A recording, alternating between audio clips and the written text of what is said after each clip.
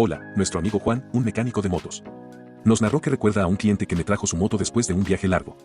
La moto estaba haciendo un ruido extraño y el cliente estaba preocupado. Después de revisar la moto, descubrió que el problema era causado por un desgaste en la cadena de transmisión. El cliente estaba sorprendido de que algo tan simple pudiera causar tantos problemas.